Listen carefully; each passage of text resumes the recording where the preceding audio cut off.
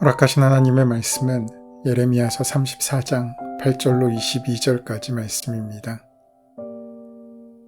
시드기야 왕이 예루살렘에 있는 모든 백성과 한 가지로 하나님 앞에서 계약을 맺고 자유를 선포한 후에 여호와께로부터 말씀이 예레미야에게 임하니라. 그 계약은 사람마다 각기 히브리 남녀 노비를 놓아 자유롭게 하고 그의 동족 유다인을 종으로 삼지 못하게 한 것이라.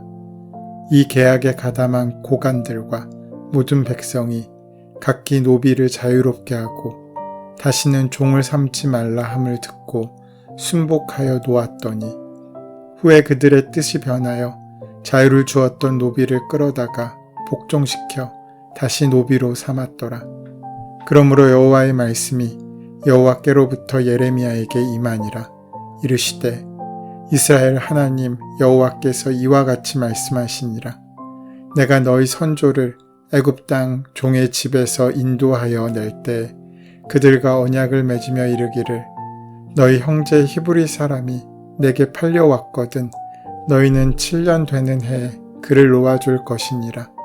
그가 6년 동안 너를 섬겼은즉 그를 놓아 자유롭게 할지니라 하였으나 너희 선조가 내게 순종하지 아니하며 귀를 기울이지도 아니하였느니라. 그러나 너희는 이제 돌이켜 내 눈앞에 바른 일을 행하여 각기 이웃에게 자유를 선포하되 내 이름으로 일컬음을 받는 집에서 내 앞에서 계약을 맺었거늘 너희가 돌이켜 내 이름을 더럽히고 각기 놓아 그들의 마음대로 자유롭게 하였던 노비를 끌어다가 다시 너희에게 복종시켜 너희의 노비로 삼았도다. 그러므로 여호와께서 이와 같이 말씀하시니라. 너희가 나에게 순종하지 아니하고 각기 형제와 이웃에게 자유를 선포한 것을 실행하지 아니하였은즉 내가 너희를 대적하여 칼과 전염병과 기근에게 자유를 주리라. 여호와의 말씀이니라. 내가 너희를 세계 여러 나라 가운데에 흩어지게 할 것이며 송아지를 둘로 쪼개고 그 두 조각 사이로 지나매 내 앞에 언약을 맺었으나 그 말을 실행하지 아니하여 내 계약을 어긴 그들을 곧 송아지 두 조각 사이로 지난 유다 고관들과 예루살렘 고관들과 내시들과 제사장들과 이 땅 모든 백성을 내가 그들의 원수의 손과 그들의 생명을 찾는 자의 손에 넘기리니 그들의 시체가 공중의 새와 땅의 짐승의 먹이가 될 것이며 또 내가 유다의 시드기야 왕과 그의 고관들을 그의 원수의 손과 그의 생명을 찾는 자의 손과 너희에게서 떠나간 바벨론 왕의 군대의 손에 넘기리라. 여호와의 말씀이니라. 보라, 내가 그들에게 명령하여 이 성읍에 다시 오게 하리니 그들이 이 성을 쳐서 빼앗아 불사를 것이라. 내가 유다의 성읍들을 주민이 없어 처참한 황무지가 되게 하리라. 오늘 본문인 8절로 22절의 말씀은 히브리 노비 해방의 언약을 깨뜨린 유다 백성들을 향한 질책과 심판에 대하여 증거하고 있습니다. 예레미야 34장을 보면 하나님의 약속을 가볍게 여기고 지키지 않은 남유다 말기의 백성들의 완악한 모습들이 드러납니다. 하나님은 당신과 맺었던 약속을 지키지 않는 자들을 무자비하게 다루시겠다고 말씀하십니다. 이 하나님의 두려운 말씀 앞에서 시드기야와 백성들은 한 가지 언약을 세우는데 그것은 안식년의 시행으로 히브리 종들에게 자유를 주는 내용이었습니다. 히브리 사람이 종이 되는 경우는 가난해져서 빚을 갚을 수 없게 되었을 때 자신을 종으로 파는 경우였습니다. 이들은 6년 동안 종으로 지내고 안식년인 7년 차에는 자유를 주어 종신노예가 되지 않게 해야 했습니다. 하나님께서는 출애굽한 이스라엘 자손들에게 이것을 법으로 정하여 주셨습니다. 같은 히브리인을 종으로 샀으면 6년 동안은 일을 시키고 7년째는 종으로 풀어주어 자유인이 되게 하라는 것입니다.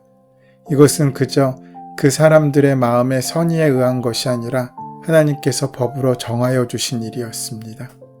홀로 왔으면 홀로 나가게 하고 결혼한 상태로 왔으면 아내가 함께 나가게 했습니다. 여기에 한 가지 예외는 종이 자원하는 마음으로 주인을 사랑하고 주인을 계속 섬기기를 원해서 종신노예가 되는 경우인데, 이때에는 그 종의 귀에 송곳으로 구멍을 뚫어 자원하는 종의 표시를 하였습니다. 그러나 구약의 역사에서 보듯이 이스라엘 백성은 이 말씀을 지키지 않았고, 특히 안식년과 희년제도는 자신들의 이익 앞에서 어떠한 의미도 갖지 못했습니다. 그러므로 유다 말기에도 히브리의 종신노예들이 많이 있었을 것이라고 가정하기는 어렵지 않은 일입니다. 홀로 왔다가 주인이 결혼을 시켜주어서 처자식이 생겨도 혼자서 나가야 했습니다. 그때 내가 주인과 처자식을 사랑하니까 자유인이 되지 않겠다고 하면 주인은 종의 귀를 뚫고 평생 그의 종이 되게 하였습니다. 이것이 법이었는데 사람들의 탐욕으로 이것은 다 악용되었습니다. 주어야 할 것을 주지 않는 것도 나쁜 일이지만 줬다가 빼앗는 것은 더 나쁜 것이듯이 종이 되었던 히브리 남녀를 자유인이 되게 했다가 다시 끌고 와 종으로 삼는 일은 정말로 잔인한 일이라고 할 수 있습니다. 예루살렘이 함락되기 2년 전에 바벨론 군대의 포위가 되어 있을 때 노예 해방이 이루어졌던 것으로 보입니다. 수도 예루살렘이 포위가 되었을 때는 노비를 관리하는 것도 쉽지 않았을 것이고, 또 예루살렘을 지키기 위해서는 한 명의 군사도 아쉬웠기 때문에 노비들이 자발적으로 군사적 행동에 동참하게 하도록 하는 정책이었을 것입니다. 그리고 그것은 하나님의 진노를 누그러뜨리려는 마음도 있었을 것입니다. 그런데 애굽의 군대가 유다를 돕기 위해서 예루살렘 쪽으로 진격해오자 바벨로니아의 군대는 잠시 포위를 풀고 외곽으로 퇴각하였습니다. 그때 시드기야는 예루살렘이 이제 위기에서 벗어났다고 생각하였고, 노비 해방령을 철회하고 다시 주인에게 그 종들이 돌아가 종이 되도록 했던 것입니다.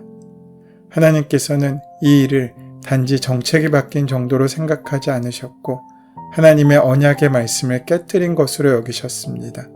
그래서 그 결과가 더욱 혹독할 것임을 말씀하십니다.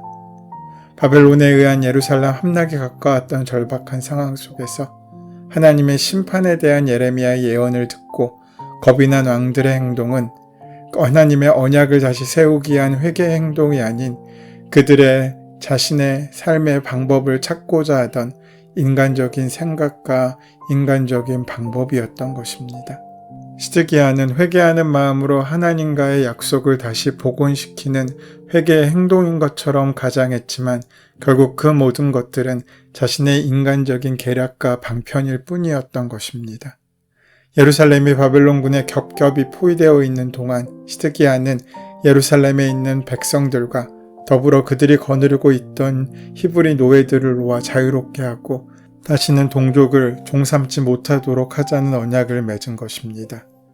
종을 풀어줄 것을 왕이 결정하고 실행한 것입니다. 이 노예 해방은 하나님의 말씀을 또 약속과 율법을 근거하고 있었습니다. 출애굽기 21장 2절에 동족을 노비로 삼지 말라. 그런데 부득이하게 노비로 삼았다 하더라도 영원히 그들을 종으로 부릴 수 없다. 라는 하나님의 약속을 일면 받아들이고 그 말씀을 존중하는 것처럼 보이는 것입니다. 죄가 간영했던 그때 하나님의 언약의 말씀이 지켜질 리는 만무했습니다. 그 법은 이미 사문화된 지 오래되었고 유다 백성들은 자신들에게 손해되는 일은 절대로 하지 않았습니다. 그런데 갑자기 나라가 망하기 직전에 왕부터 시작해서 모든 백성들이 자신들이 부리고 있었던 종을 해방시킨 것입니다. 여기에서 의심하지 않을 수 없습니다. 여태까지 하나님의 말씀을 지키지 않다가 갑자기 노비를 해방하는 데는 무언가 의도가 있었기 때문입니다. 만약 그들이 돌이켜 말씀을 지키려고 결단했다고 그래서 그 결단으로부터 나온 행동이라면 이 결단은 변하지 말아야 합니다. 만약에 다른 의도가 있는 것이라면 얼마 지나지 않아 다시 지키거나 행하지 않았을 것이기 때문입니다. 그런데 11절 말씀에 후에 그들의 뜻이 변하여 자유를 주었던 노비를 끌어다가 복종시켜 다시 노비로 삼았더라 라고 말씀하고 있습니다. 얼마 지나지 않자 그들을 다시 노예로 끌고 와 그들의 종으로 부리게 된 것입니다. 그렇다면 10절과 11절 사이엔 어떤 일이 있었습니까? 바벨론이 팔레스타인을 휩쓸며 장악하는 데 위협을 느낀 애굽의 바로는 그의 군대를 출병시켰고 느부갓네살의 군대는 애굽의 진격을 대비하기 위하여 예루살렘을 포위하고 있다가 그 포위를 풀고 잠시 그곳을 떠나게 됩니다. 예루살렘을 포위했던 바벨론 군대가 잠시 포위를 풀고 철수하게 되자 시드기야와 유다의 사람들은 그 상황으로 오판하게 됩니다. 이제 잠시지만 절박한 상황이 지나갔습니다. 그러자 예루살렘과 그 백성 안에서 이제 그 마음이 바뀌게 된 것입니다. 사람이 화장실 들어갈 때와 나올 때가 다르다는 이야기가 있지 않습니까? 문제가 크고 문제가 해결되지 않을 것처럼 보일 때는 하나님을 의지하다가 이제 문제가 지나가는 것처럼 보이자 자신의 생각과 자신의 욕심을 따라 행동하기 시작했던 것입니다. 그 당시 바벨론의 최종 목적은 남유다가 아니라 이집트였습니다.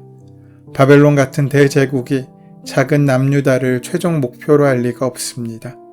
바벨론의 목표는 결국 넓고 광활한 대지를 가진 이집트였습니다. 이집트의 광대한 땅과 그들의 찬란한 문화와 이집트 나일강의 비옥한 토지는 탐낼 만한 먹잇감이었습니다. 그래서 바벨론은 이집트를 향하여 진군하는 길에 그 길목에 있던 북이스라엘과 남유다를 차례차례 침략했던 것입니다. 이것은 바벨론 이전의 아시리아도 그랬고 애굽도 역시 그러했습니다. 이스라엘 땅은 항상 강대국의 전쟁터로 사용되었습니다. 이집트의 입장에서는 이제 남유다가 무너지면 그들의 마지막 방어선이 무너지게 되는 것이고 그 다음 공격 목표가 바로 자신들이 될 것이라는 사실을 잘 알고 있었습니다. 그래서 이집트 왕은 바벨론 군사 직결지인 갈그메스로 대규모의 병력을 보내어 바벨론과의 한판의 전쟁을 벌입니다. 바벨론 입장에서는 이집트가 대규모 군대를 이끌고 갈그미스로 몰려오기 때문에 애국과의 일전을 벌이기 위해 일시적으로 유다 땅에 보냈던 바벨론 군대들을 갈그미스로 이동시킨 것입니다. 그들의 모든 전력을 모아서 애국과의 총력전을 치르기 위함이었습니다. 그러자 남유다 백성들과 시드기야 입장에서는 바벨론이 철수하고 전쟁이 끝났다고 착각했습니다. 바벨론과 애굽이 힘대결을 하다가 둘 다 망할 것이라고 착각한 것입니다. 갑자기 장밋빛 꿈을 꾸게 된 것입니다. 걱정이 사라지자 그들은 결단했던 노예 해방을 철회하였습니다.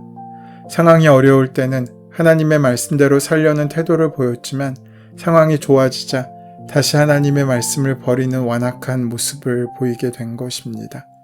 하나님의 언약의 말씀을 있는 그대로 지키지 않고 자신들의 입맛에 따라 변경시킨 것입니다.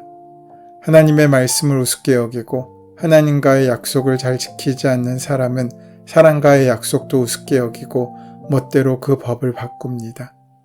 법이 일관성을 잃고 자신의 입맛을 바꾸어가는 나라는 평안할 수 없습니다. 혼란과 혼돈만 있을 뿐입니다. 가장 중요한 것은 약속을 이렇게 우습게 여기는 악한 유다 백성들을 하나님께서 가만히 두지 않으셨다는 것입니다. 오늘 본문은 예루살렘의 멸망을 재확인하는 예언의 말씀으로 마무리됩니다. 하나님께서는 바벨론 군대로 하여금 예루살렘을 포위했던 것을 잠시 풀었다가 다시 예루살렘을 공격하게 하시겠다고 말씀하십니다. 그리하여 하나님의 말씀대로 유다의 여러 성읍들이 초토화되어서 황무지로 전락하고 말았습니다. 예루살렘이 함락당하고 유다가 패망의 길로 갈 수밖에 없었던 이유는 시드기야 왕을 비롯하여 백성들이 모두 하나님의 언약을 지키지 아니하고 그 약속을 파기하고 자신의 욕심과 자신의 이득을 따라 행동했기 때문입니다. 그들은 하나님의 백성이면서도 하나님의 백성답게 삶을 살지 않았습니다. 또한 하나님의 백성다운 길을 걷다가 손해를 당하고 박해를 당한 것이 아니라 하나님의 백성다운 길을 걷지 않다가 나라가 망하는 것을 바라보아야 했습니다. 사실 우리도 우리의 삶을 정직하게 돌아보면 유다 백성들과 크게 다르지 않음을 발견할 수 있습니다. 우리는 하나님의 언약 백성으로 하나님과의 약속을 철저히 지키고 상황이 어떻든지 그 약속을 의지하고 그 약속을 굳게 지키며 살아가야 합니다. 바로 그럴 때 우리에게 변하지 않는 은혜와 축복이 임하게 될 것입니다. 그 축복과 은혜를 다 만나고 누리시는 복된 하루가 되시기를 소원하고 축원합니다. 은혜의 주님, 우리의 모든 행위가 하나님의 은혜에 합당한 삶이 되도록 인도하여 주시어서 지극히 선하신 하나님께 감격하고 감사하며 하나님의 능력으로 살아가는 인생 될 수 있도록 역사하여 주시옵소서. 예수님의 이름으로 기도드립니다. 아멘. 이제 오늘 이 아침 우리에게 허락하신 오늘 본문의 말씀이 지금 나에게 주시는 하나님의 음성으로 만나지기 위하여 본문의 말씀을 깊이 묵상하시고 함께 기도하는 시간 가지도록 하겠습니다. 함께 기도합니다.